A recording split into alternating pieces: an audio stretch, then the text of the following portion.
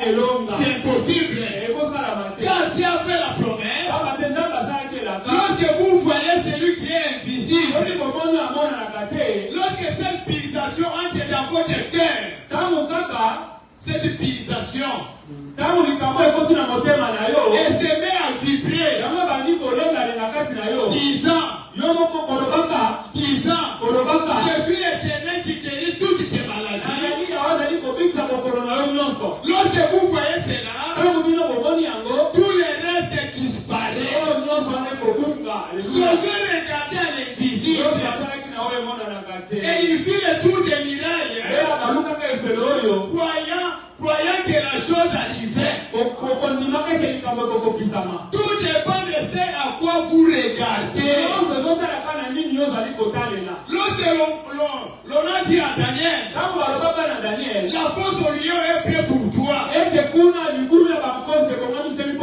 Daniel qui regardait l'invisible, savait qu'il y avait un as de fer qui se tiendrait entre lui et le lion. C'était cette même colonne de fer qui plus tard conduisit les enfants d'Israël. Car souvenez-vous, les animaux donnent le feu. Lorsque cette colonne de feu c'était entre Daniel et les lions, les lions s'éloignaient. Oh bien-aimé, par la foi, l'invisible, Daniel n'éteignit point les lions. Lorsque les enfants étaient soumis à une certaine pour déclarer qu'ils reniaient leur religion, qu'ils reniaient leur Dieu surnaturel, et croyaient à un Dieu officiel, et pensaient qu'ils vont croire à un Dieu officiel. Par la foi, ils virent ce quatrième homme dans la fournaise. Je suis. Ils ont dit, notre Dieu est capable de nous délivrer de cette fournaise à temps. Qu'ont-ils fait? Ils virent l'invisible. Ils virent cette fournaise à temps devant eux. Et ils virent le quatrième homme debout dedans, éloignant les flammes d'étaient en soufflant. C'est pourquoi ils n'éteignirent pas la fournaise ardente.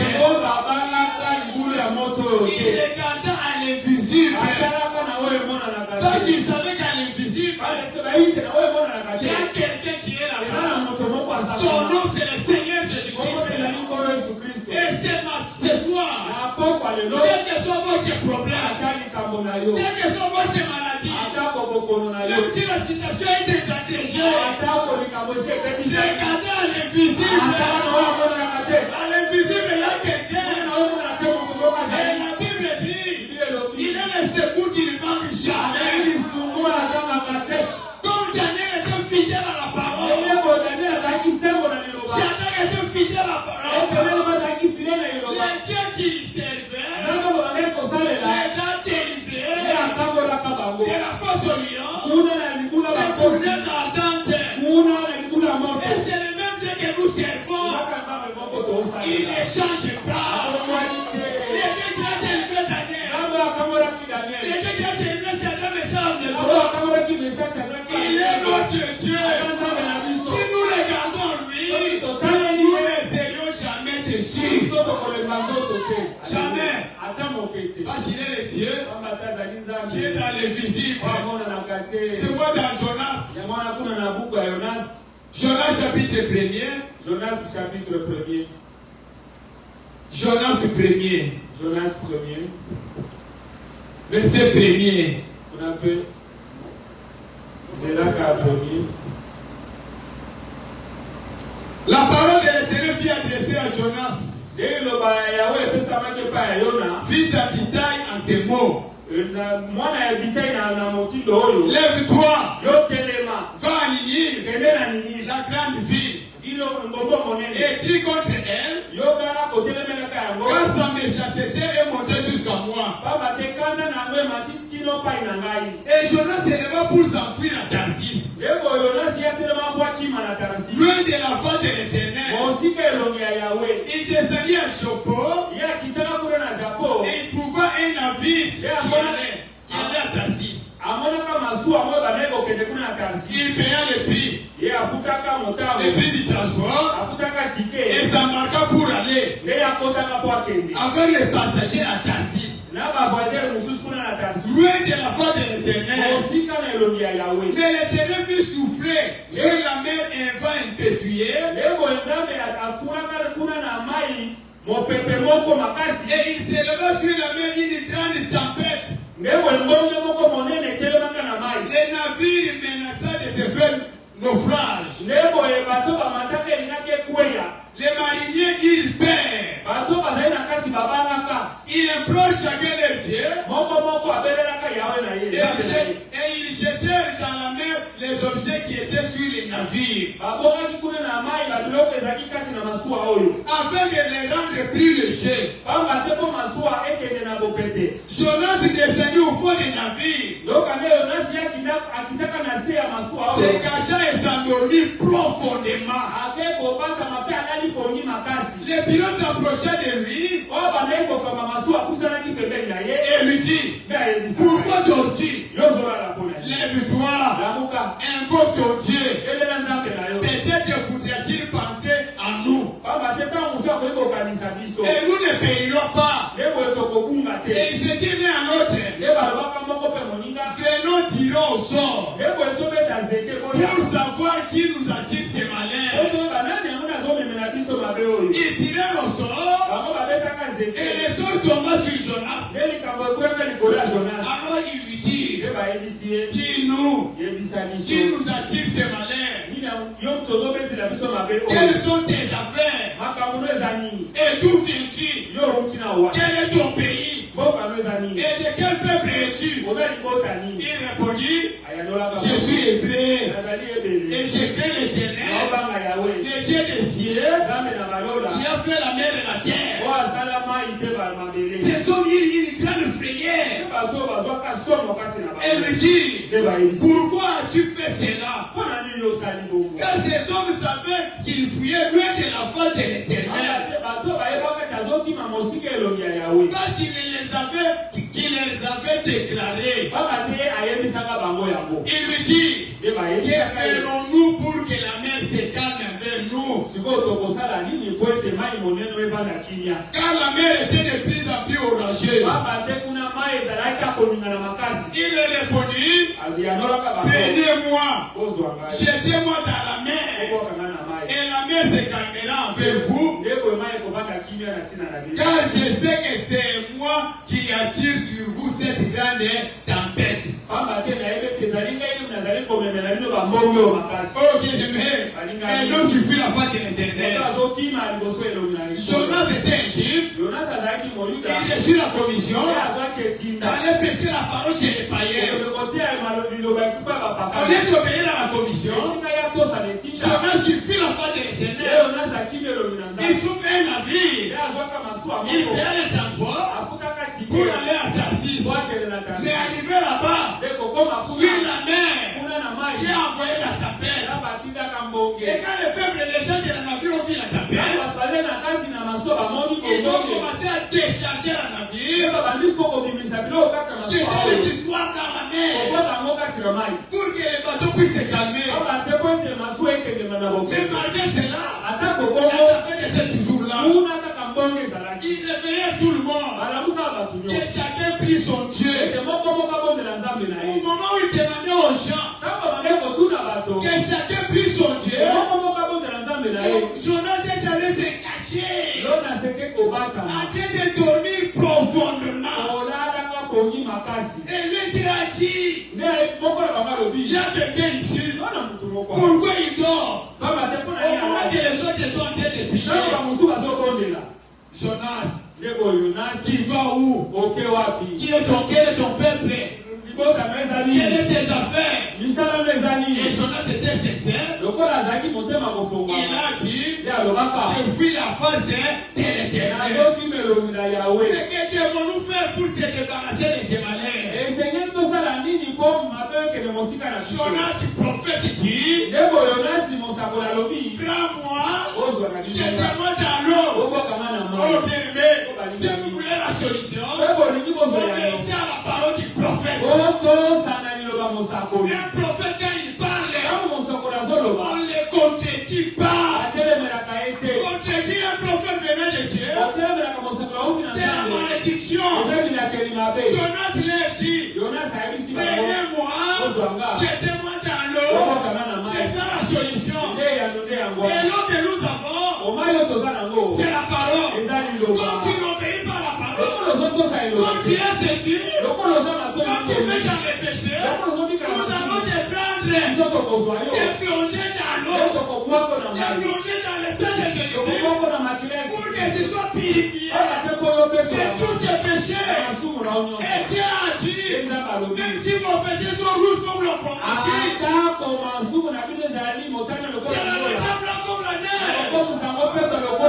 Et frère Branham dit, les péchés rouges, dans le sang rouge de Jésus-Christ, ça sonne les blancs. Oui, bien-aimé, il faut se plonger dans la parole. Dieu qu'ils ont refusé, la tempête était toujours là. Jusqu'à ce qu'ils ont obéi à la parole. Ils ont pris Jonas, l'ont jeté dans l'eau. Oh bien-aimé, le Dieu des miracles, le Dieu des paradoxes, il appelle un poisson. C'est quoi nous avons dit? Dieu peut utiliser n'importe quoi. Ne donnez jamais à Dieu une ligne droite. Dieu est souverain. Pour amener Jonas à Ninive, il fallait un gros poisson. Et ma prière, que Dieu vous fasse des grands poissons, afin de les transporter les serviteurs de Dieu. Dieu ne pouvait pas envoyer un petit poisson, mais un gros poisson qui avala Jonas. Et dans le ventre des poissons, Dieu donne à Jonas de l'oxygène pour conserver son serviteur en vie. Il est le même Dieu.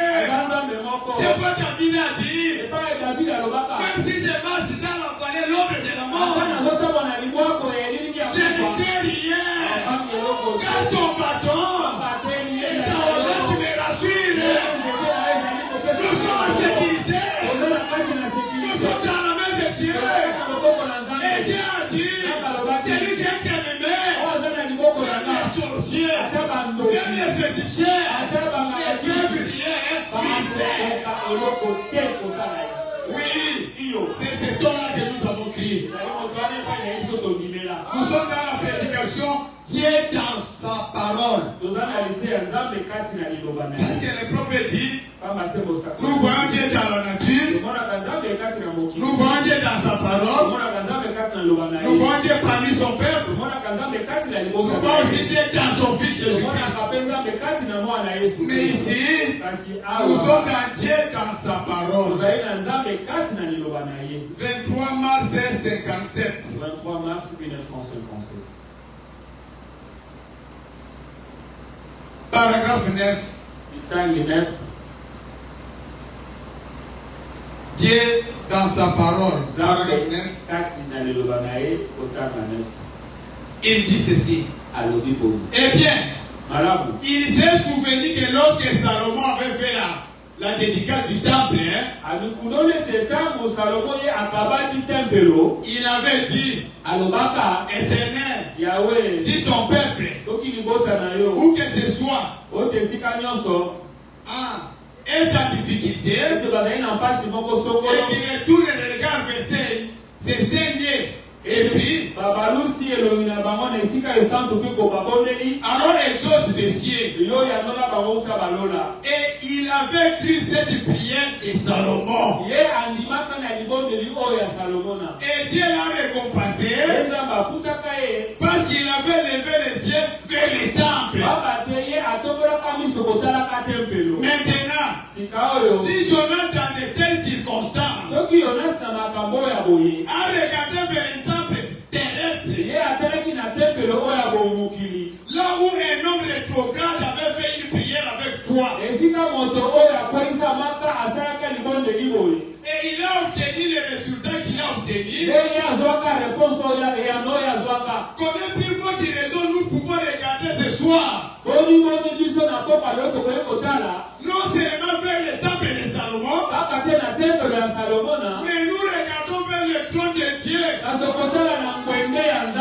où Christ est mort, et il est assis à la droite de Dieu, intercédant sur base de nos confessions.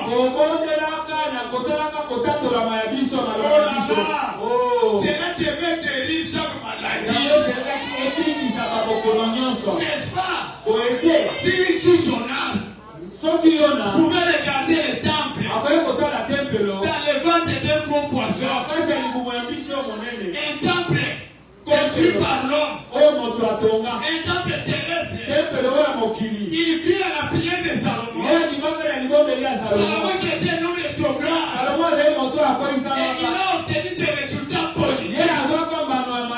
Et le prophète dit, à combien plus fort que nous, si nous ne regardons pas au temple de Salomon, mais nous regardons le trône de Dieu, où Christ est mort, et il est assis à la droite de Dieu, intercédant sur base de nos confessions.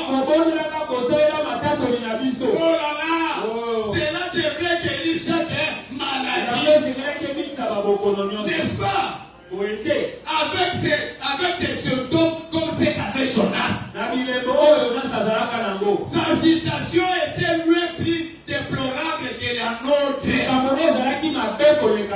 Nous sommes dans une meilleure situation.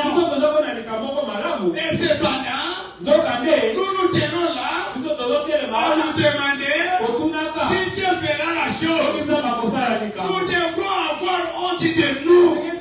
Oh bien-aimé, ta citation avec celle de Jonas. Non, nous sommes dans une bonne position. Mais nous nous demandons, est-ce que réellement je serai guéri?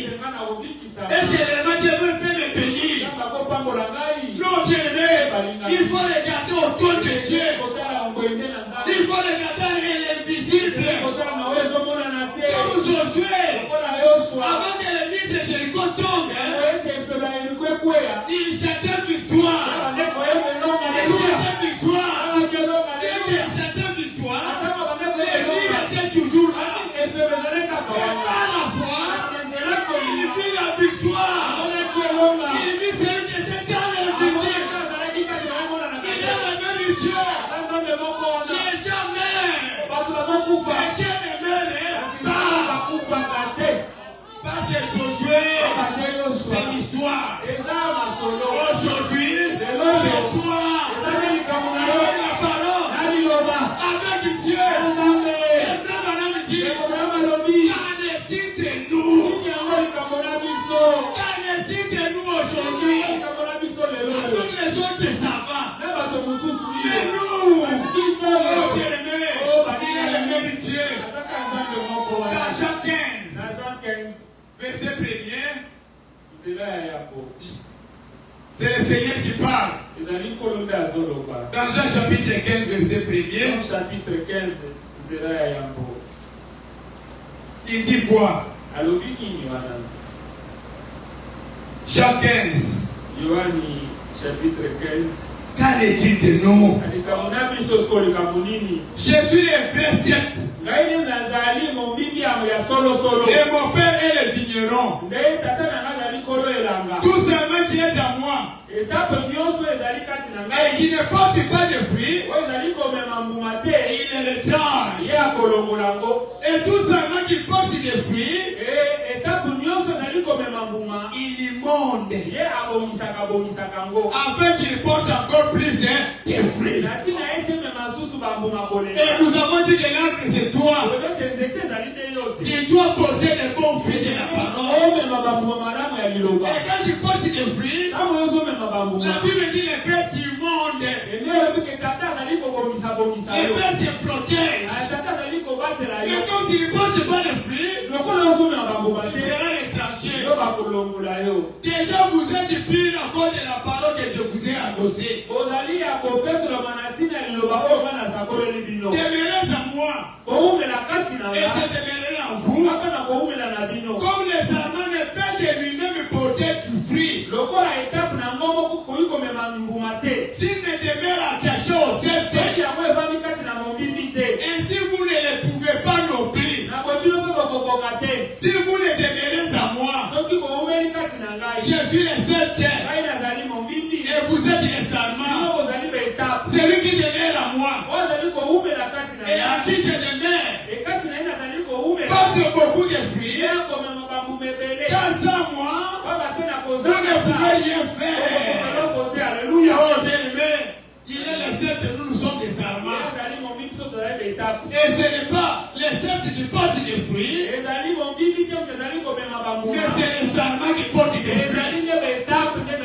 Et les sarments porteront les bons fruits s'ils restent attachés au sceptre. Et le sceptre, c'est le Seigneur Jésus-Christ. Et quand Jésus était sur la terre en train de marcher, il était le sarment du Père. Mais quand il est monté au ciel, il devient notre sceptre à nous. Et nous sommes devenus des sarments. Et il nous demande de porter les bons fruits. Les fruits dignes de la répandance. Les fruits dignes de la parole. Les fruits dignes de ces messages. Et la Bible dit, les fruits de l'esprit, c'est l'amour. Alléluia. Nous pouvons voir Somme chapitre 1er. Que dit David?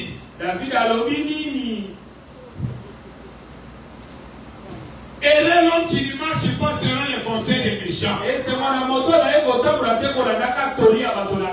ne s'arrête pas sur la voie des pécheurs. Et qui ne s'assied pas en compagnie des moqueurs. Cet homme-là est heureux. Oui, bien-aimé. Ça, c'est l'ordonnance de Dieu. Le principe de Dieu. Nous échouons. Parce que nous avons de côté l'ordonnance. Mais qui trouve son plaisir dans la loi de l'Éternel. Et qui la médite jour et nuit. Il est comme un arbre planté plein d'un courant d'eau. Et l'eau, c'est la parole. Il donne son fruit à sa saison. Et dont le feuillet ne se frétille point. Tout ce qu'il fait lui reçut. Oui, bien aimé. Il n'en est pas ici des méchants. Ils sont comme la paille de l'évent disciple. C'est pourquoi les méchants ne résistent pas au jour du jugement. Ni les pécheurs dans l'assemblée des juges. Car l'Éternel connaît la voie des juges. Et la voie des pécheurs mène à la ruine. L'Éternel connaît la voie des juges. Et la voie des pécheurs mène à la ruine. La prédication reconnaître votre jour et son message. Paragraphe 51. Sur l'ordre alphabétique. Reconnaître votre jour et son message. Nous avons cet âge de l'église. Et dans chaque âge, il y avait un message et un messager. Et Dieu n'a pas cette église. Il n'y a qu'une seule église. En cette période. Et en cette période, c'est libéré un messager. Avec un message. C'est pourquoi le prophète dit reconnaître votre jour et son message.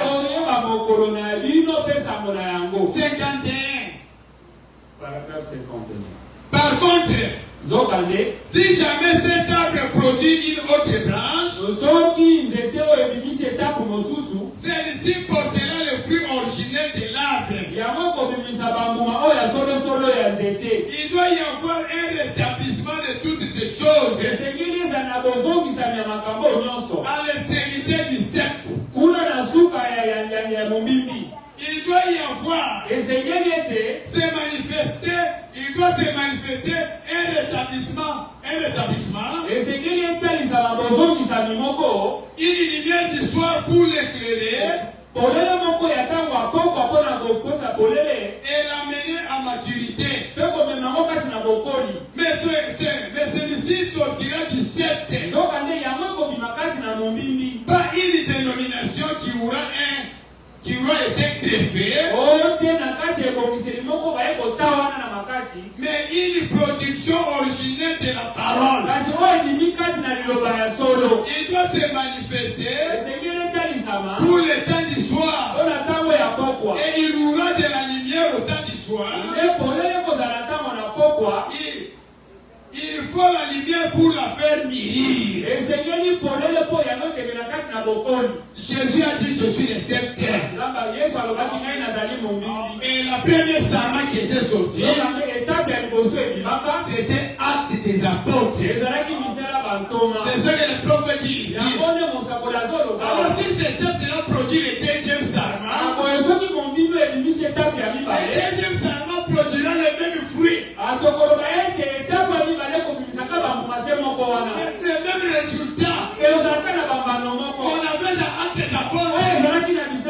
Si le sceptre donne le troisième sarment, le troisième sarment produira le même fruit. Pas un sarment greffé. Si vous greffez quelque chose, vous aurez des fruits dénominationnels. Vous aurez un réveil dénominationnel. Mais nous voulons un réveil de la Pentecôte. Parce que la Pentecôte, avant que le réveil arrive, avant qu'il y avait un vent impétueux, et ce vent impétueux, c'était le Saint-Esprit. Quand le Saint-Esprit descend dans l'église, c'est alors que l'église produira un bon réveil. Et l'église donnera des bons fruits.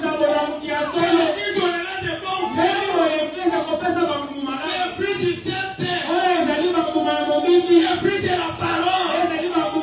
Parce qu'au commencement, était la parole. La parole était avec Dieu. Et la parole de Dieu. Et la parole vivait du ciel.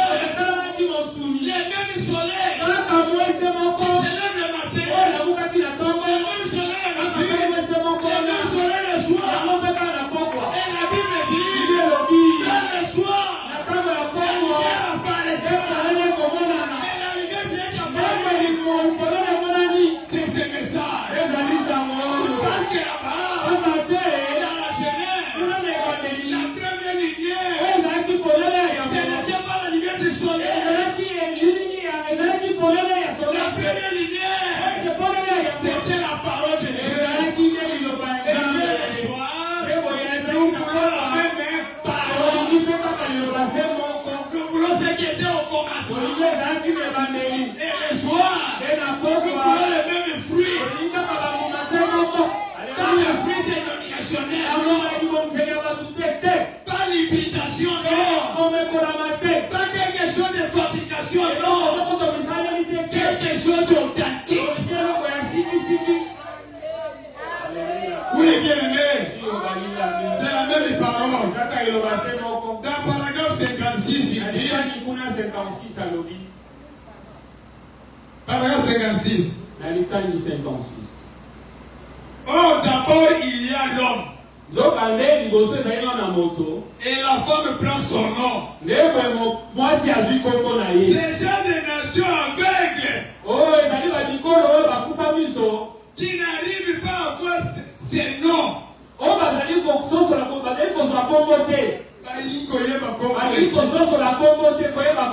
Le prophète dit, oh, d'abord il y a un homme. Et la femme prend le nom, son nom.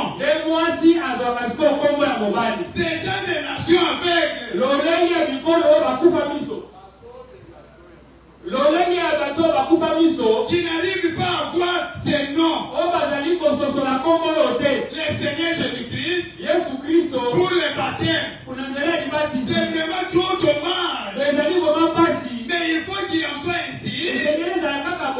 Les Juifs, il fallait qu'ils ne voient pas. Il y en a qu'un qui peut le voir. C'est celui qui est destiné à le voir. Autrement, vous ne le verrez jamais. D'abord, il y a l'homme. Et la femme porte le nom de son mari. C'est ce que le prophète dit. Nous sommes épouses de Jésus-Christ. Nous portons le nom de Jésus-Christ. Mais les aveugles ne voient pas. C'est le nom qui baptême. C'est le nom qui sauve. C'est le nom qui guérit. C'est le nom qui a la puissance. C'est le nom du Seigneur Jésus-Christ. Et nous, avec l'épouse de Jésus, nous portons ces noms-là. Nous portons ces noms-là, bien-aimés. Nous sommes l'épouse du Seigneur Jésus. Nous sommes Madame Jésus. Et ce que l'époux fait, l'épouse le fait pareillement. Oui, bien-aimé. Dans la prédication, je suis la résurrection et la vie. Paragraphe 21. Je suis la résurrection et la vie. Et puis remarquez, juste là à Nazareth, la ville la plus méchante de la contrée, probablement pire que Chicago. Donc un endroit presque ainsi mauvais que Chevronsville, d'où je viens. Alors, eh bien, un jour, il y avait là une petite vierge fiancée à un homme d'environ 45 ans. Un femme qui avait environ 44 enfants. Eh bien, elle rentrait à la maison, comme cela se passe en Orient. Peut-être un lundi. Elle transportait son seau de lavage sur la tête. Peut-être dans une jarre. Comme ils le font. Elle marchait. Et tout à coup, une grande lumière a brillé devant elle. Cela effraya la petite vierge. Elle regarda. Et là, c'était Gabriel à côté d'elle. Il dit, je te salue Marie. Avec des termes. Arrête-toi. Il dit, tu es bénie entre les femmes. Il lui dit, lui parlant de sa cousine Elisabeth, qui avait conçu dans sa vieillesse,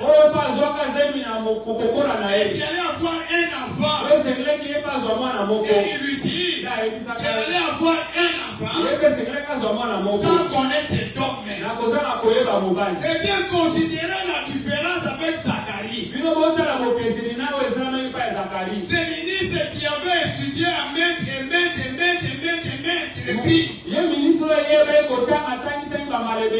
les Écritures, et qui avait beaucoup d'exemples. Il avait Sarah, Anne, et les autres. Là dans l'Ancien Testament, beaucoup d'exemples. Et doutait qu'il en soit ainsi. Mais cette jeune fille ne douta point. Elle a dit, voici la servante du Seigneur, qui me soit faite selon ta parole. Quelle différence entre Marie et Zacharie, qui était prédicateur, qui prêchait la parole, qui attendait la promesse, qui priait Dieu, qui était plus lui donner l'enfant. Mais un jour, était au temple, en train de servir Dieu, l'ange est descendu pour lui dire, Zacharie, ta prière a été exaucée. Tu auras un fils, tu lui donneras le nom des champs. Zacharie qui était prédicateur, tout a de la parole. Et là, lui a dit, tu seras muet jusqu'à la naissance de cet enfant. Parce que tu n'as pas cru à la parole. Parce que tu es interdit à la parole. Mais Marie, elle, le prophète dit, Zacharie avait beaucoup d'exemples. Il y avait Abraham, il y avait Anne, nous avons Sarah, qui ont eu des enfants à leur vieillesse. Et Zacharie prêchait cela. Mais quand l'ange a confirmé que ta prière était exaucée, il y aura un enfant, on va te croire. Oh bien-aimé, mais pas Marie. Marie a dit, mais l'eau est salée. Il sait une fois pour toutes, mais par la foi, Marie a cueilli et accepté. Quelle différence! Et là, lui parla d'Élisabeth, sa sœur. Et Marie a pensé, je vais vers ma sœur Élisabeth pour partager l'expérience. Quand Marie est allée là-bas, il a dit Élisabeth, salut ma sœur. Oh, salut ma sœur à moi. Qu'est-ce qui ne va pas avec toi? Oh, ma sœur à moi. J'ai vu un ange. Il m'a parlé que j'aurai un enfant. Je lui donnerai le nom de Jésus. Quand Marie a parlé de Jésus, l'enfant qui était dans le ventre d'Élisabeth, quand Esaïe de joie, a reçu le Saint-Esprit, a reçu même la résurrection. Pour la première fois, le nom de Jésus soit prononcé.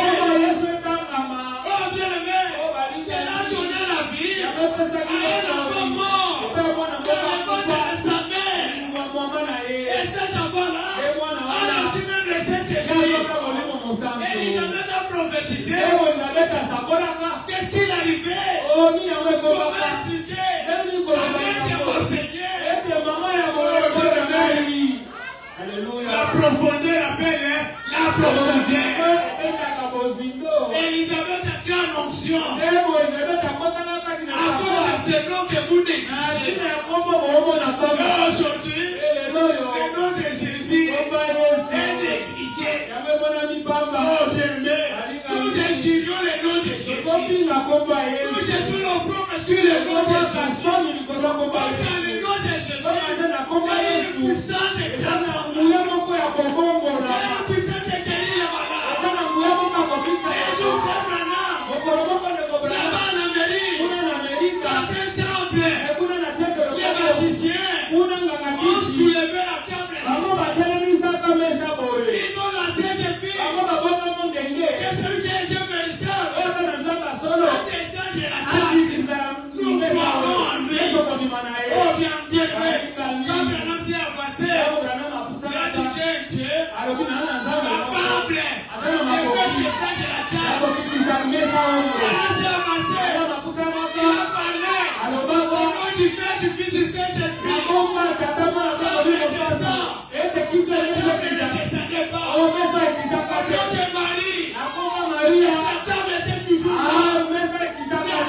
Souvenir, il y a un nom qui est au-dessus de tout.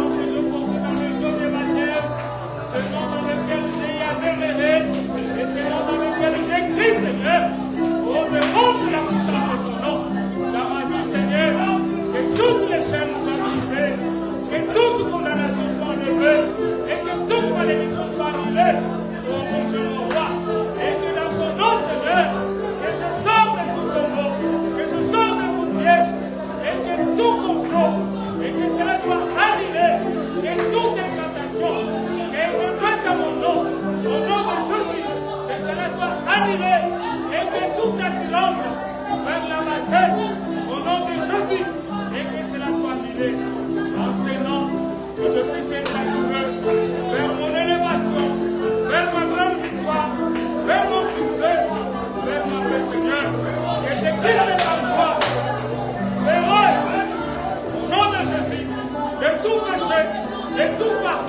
de toute inquiétude, puisque tu es mon Dieu, puisque tu es notre Père, mon Dieu, honore ton nom.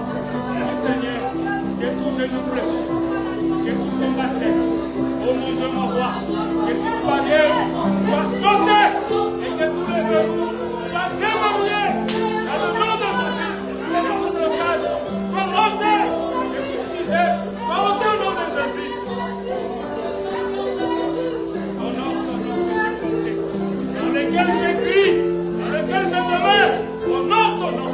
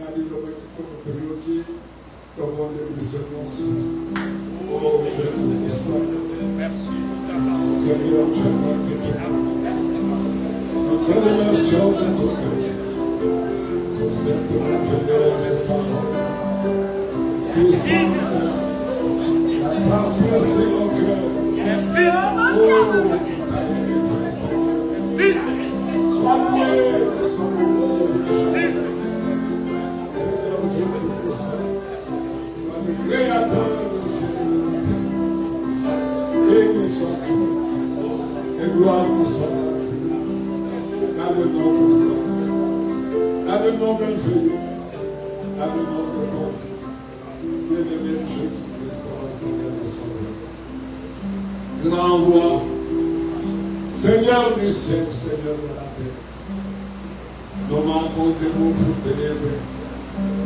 Tu es tellement grand, tu es tellement bon, tu es tellement puissant, que pour te voir, tu deviens tout petit, pour te faire connaître à tes enfants. Que ton nom soit loué, Seigneur, ce soir, pour cette parole, pour cette révélation que tu accordes à Madame Jésus. Oui, nous sommes Madame Jésus.